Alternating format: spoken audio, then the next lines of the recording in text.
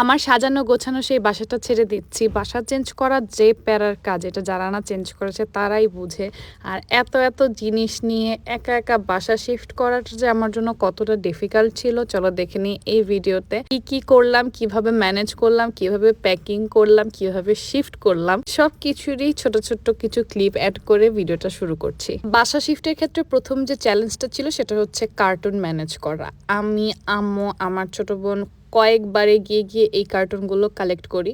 And then হচ্ছে শুরু করি আম্মুর সাথে মিলে কাচের জিনিসগুলো গুছানো, সব কিছু আনপ্যাক করা। বেসিক্যালি আলমারির জিনিস থেকে শুরু করে কাচের জিনিসগুলো, এইগুলো আমি আর আম্মু মিলে হোম ডেকোরের জিনিসগুলো কার্টুন করে ফেলি সবার আগে। এরপরে শুরু হয় আমার মেকআপ রুম বা ভ্যানিটি গোছানো। এদিকে আমার ফ্রেন্ড নিপা আসে, আমরা তিনজন মিলে হচ্ছে এই কাজটা করি, শুধুমাত্র মেকআপ রুমের জিনিসগুলো গুছাই।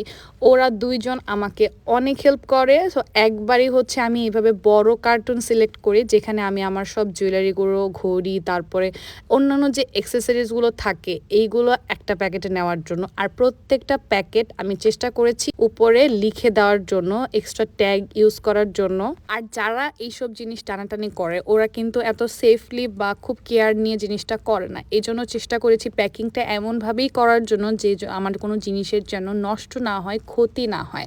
সো ওইভাবেই ট্যাপ ইউজ করেছি, ওইভাবেই সব কিছুর উপরে কার্টুন দিয়েছি। আর আমার মেকআপগুলো লাগেজে নিয়েছি। এরকম করে কিছু জিনিস স্প্লিট করে দেই। আর আরেকটা কার্টুনে হচ্ছে সব কসমেটিক্স আইটেমগুলো দিয়ে দিই।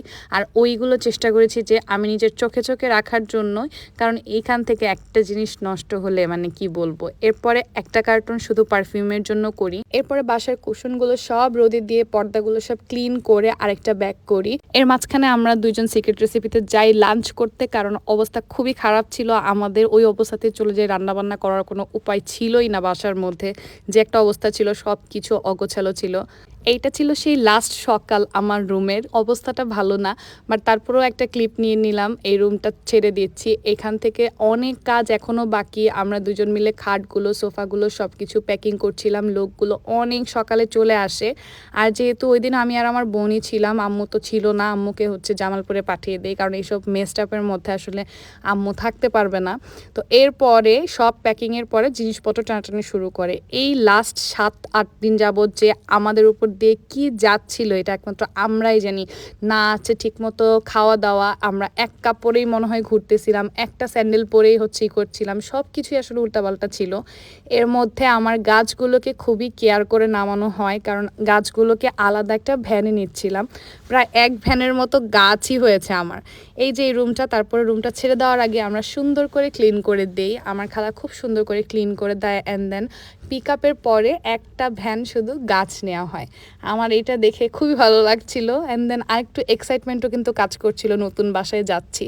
এরপরে চলে গেলাম আমরাও ওদের সাথেই, মানে ট্রাক বা পিক আপের সাথে। এরপরে আসার পরে এখানে আমি আসার পরে চিন্তা করলাম, ও মাই গড, আনপ্যাকিং করলাম, সব প্যাক করলাম, এখন যে এগুলাকে আবার গুছাতে হবে, এটা যে কত দিনে আমি গুছাতে পারবো এটার কোনো গ্যারান্টি নাই। মানে এরকম একটা অবস্থা। সব কিছুর মাঝখানে বিকালবেলা আমরা হচ্ছে খাবার অর্ডার করে আমি, আমার বোন আর আমার খালা তিনজন মিলে লাঞ্চ করলাম। পরের ভিডিওগুলো আবার দিব।